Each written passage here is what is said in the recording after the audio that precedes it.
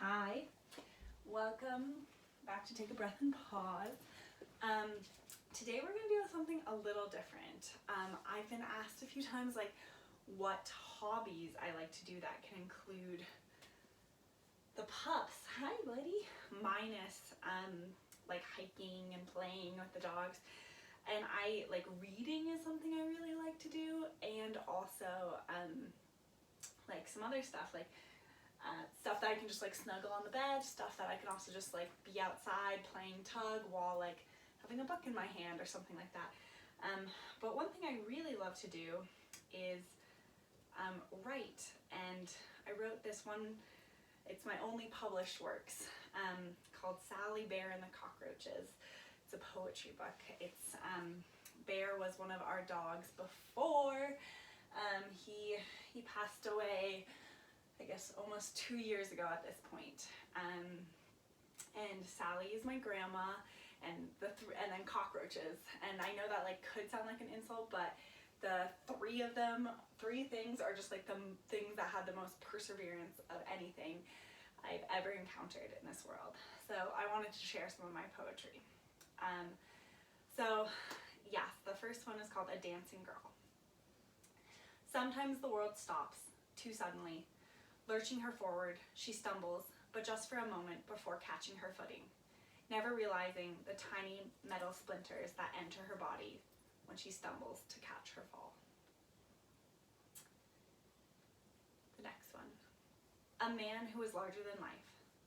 I'm not afraid of dying, the old man told her. He rubbed the weariness from his eyes. All traces of his charisma and his legacy had faded. Not vanished and certainly never forgotten, but faded. Something radiant that had dimmed, never to illuminate again. I think I'm ready, he murmured, looking over at the sleeping figure of his wife. He squeezed her hand and closed her eyes. Sweet death. Death came to me last night. Not to take me, just to talk. She is different than I had imagined. Plump and vibrant, with lines of laughter and smiles creasing her dark face. She has bright eyes and wears a brilliantly colored robe. She looks like a spring meadow with hundreds of flowers of every color in it. She told me, it's okay to be scared. He will miss you. It'll be a lonely world without him. He doesn't want to leave you, but he's also ready. What is love? I want to be loved. I want to be special. I want him to go out of his way to meet my needs. I want to feel it and not to cry at night. Not to feel this desperate hollow emptiness that comes with craving his attention, his thoughts. My child. A young child lies on my bed. His eyes are closed and squeezed shut tight. His body curled and his front paws intertwined. He knows not of this world. I am his guide, the one he looks to when he is unsure. He cries out in confusion and pain when I am not near. We don't share language, so I cannot tell him that I will be back, that I will never abandon him, that I will always come back. I want him to know. If only I could tell him.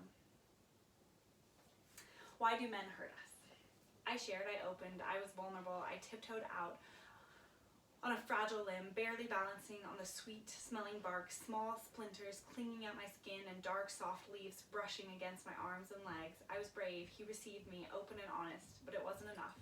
He was kind, but wouldn't give me the fresh water. He will take me, hold me, kiss me, move against me, bask in my gifts, giving enough back to ensure I stay, but never letting himself become engulfed in this, never giving himself to me. It hurts. I am empty, just a small, white, naked girl running barefoot through the mud. Peanut butter and sand dunes. To dance alone on snowy sand dunes, she moves slowly, the stretching of her hand, the arc of her back, the silent power in her movements. She drags her foot, drawing circles in the cool sand. She doesn't realize that she cannot stop this solemn dance. The laws of motion. To hold the pain of a withered shell of a brilliant mind. Obituary. Though he did not believe in souls or afterlife or spirits, the desert canyons, expanse of tundra, and the night sky will always embody him. There is an enormous fucking hole left in our world that will never again be filled, but damn, are we grateful he was here. Dark Canyon. Picture an old Russian man with gray hair and bright eyes. He is looking out over the canyon walls A condor flies overhead. Its shadow darkens the narrow canyon for a moment before it disappears, riding the wind currents. Daffodil.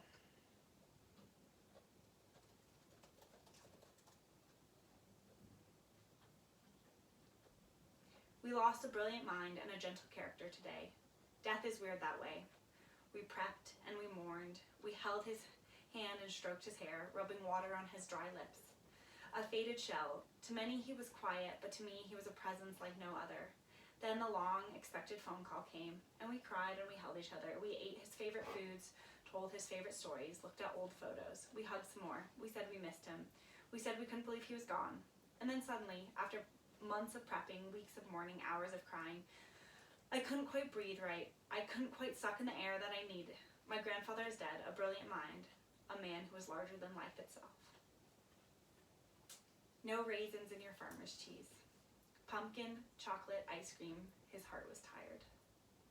Clones, rough fabric, soft blankets, puffy face, TV shows, siblings. Leaving.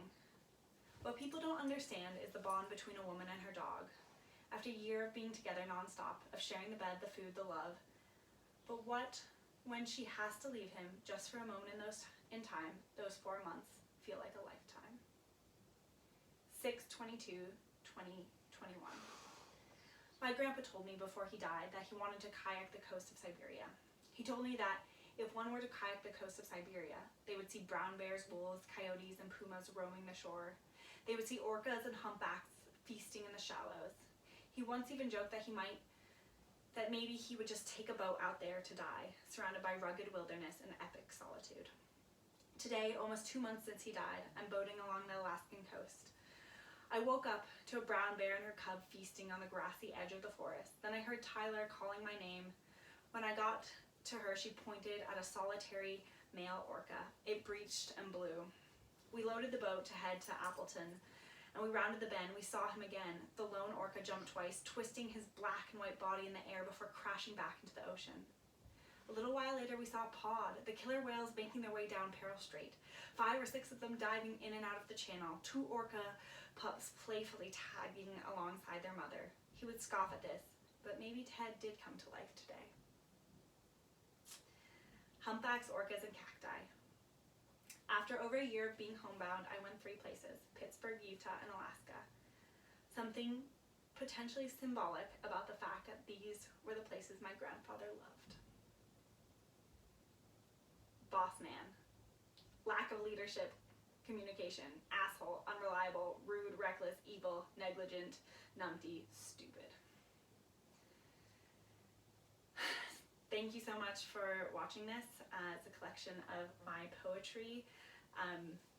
Some about Murdoch, some about relationships, some about work, and a lot about mourning my grandfather's death. But again, why I'm putting this on a dog training channel is that it's a really fun way to just find hobbies that you can do with your pup instead of like going out and leaving your pup alone. But that works for a lot of people too. So no judgment on what you choose. Hope you guys have a great holiday season and that you had a safe Thanksgiving and that everyone gets to hopefully be with loved ones and get fed and home and warmth and loved. I'm very lucky that I get those things. Thank you for watching.